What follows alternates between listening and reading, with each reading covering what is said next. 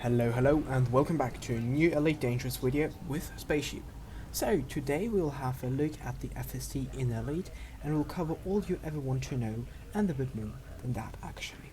So this video will first have a really quick overview of the in-game mechanics of the FSD and the usage, and then we'll go into the lore from the in-universe perspective, as well as briefly skim over the basic concepts from a scientific point of view, whether this is not based in science. So the FSD, the frameshift drive, is the device that lets you go faster than light in Elite Dangerous.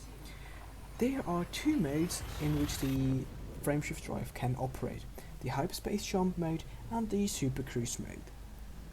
By default, both are bound to the J key on your keyboard, but I would highly recommend you to bind two separate bindings for them.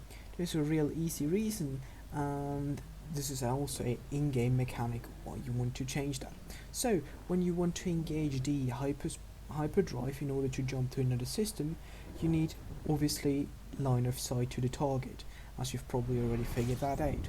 However, if you are in normal space, for example near to a station, beacon, planet, asteroid, anything, and the target system that you are trying to jump to is situated behind the planetary body, or behind, well, actually a planet in most cases, maybe the star if you're jumping right into the system and then are still in super cruise in front of the main sequence star, and thus the target is marked with a grey circle. That means that you don't have direct line of sight, and like I said, if you are then in normal space instead of super cruise, then it will not propel you into any of the two modes, because you cannot do a hyperspace jump, and because the key binding is the same, you will definitely not go into the super cruise, but you will have to first unselect the target and then go into super cruise to a position with line of sight, and then you'll be able to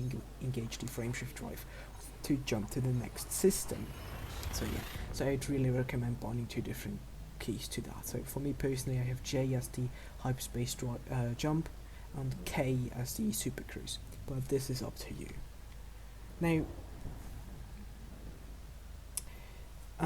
like I said, the hyperspace mode is used to jump from one system into the next system, while the super cruise is used to navigate in one star system. So you fly from one planet to the other planet, or from the planet to a system, or from the star from the star to a station, or anything in between. And you can in theory fly to a neighboring system if the system is really close to this system in super cruise there. However, you will the system will not be loaded, because the hyperspace jump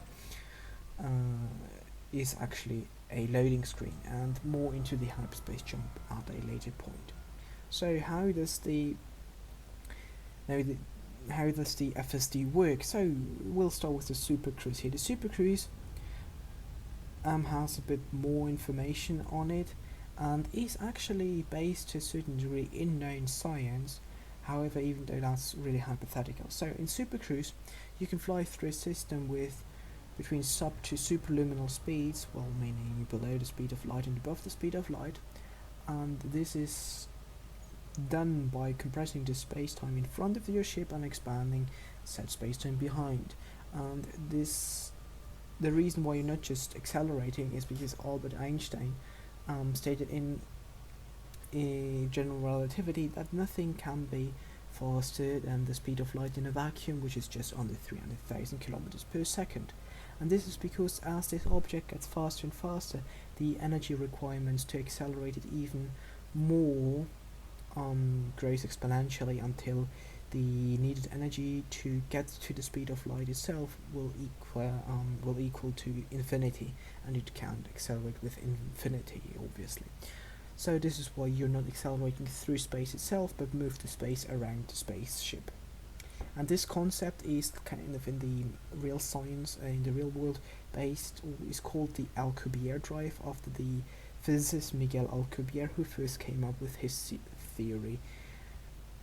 However, from today's scientific perspective, it is very uncertain whether this is actually even possible, since there are a lot of requirements that can't be really explained at the moment.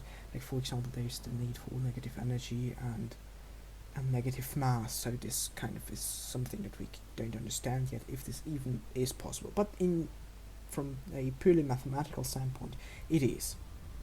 Now onto the hyperspace jump itself. So this is a lot simpler to explain on a basic level. Since you're playing space games, you've probably already heard a couple of times from a wormhole. So in other words, this is actually just a wormhole, aka the FSD opens a hole into space-time and flies through a higher dimension, which is now in-game called witch space. So that what you can see during the hyperspace jump is witch space, so a reality in a higher dimension, and a few seconds later you exit this higher dimension back into our reality, and then you will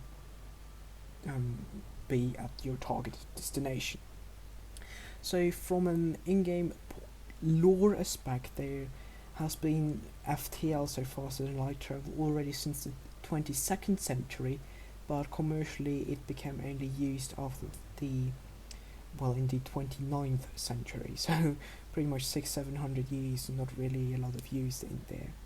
So the system consisted, like the first system consisted of multiple pre-built jumping points that are like satellites and stations where the jumping ships can arrive at and jump from to their destination, somehow like a highway system.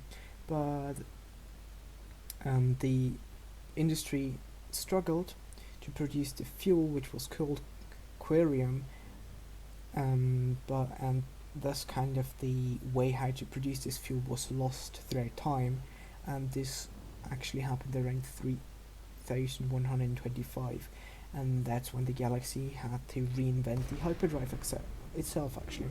Though the following solution was a lot worse compared to the first solution, kind of to the first real hyperdrive technology, where the jumps took hours instead of just mere seconds.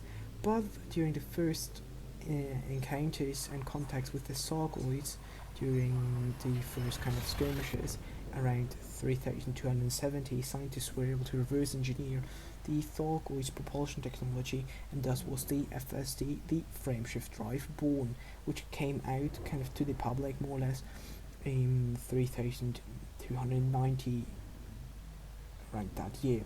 So and since then the Galaxy cannot be imagined without the frameshift drive, which uses, just as a side note, uses hydrogen as a fuel, and that's why we can actually use fuel scoops to scoop the hydrogen off stars that burn hydrogen. So yeah, I hope that explained enough for you in terms of the FSD, and I really hope that you found this kind of topic interesting. And yeah, that's for today's video. Thank you guys very much for watching, and until next time, Spaceship signing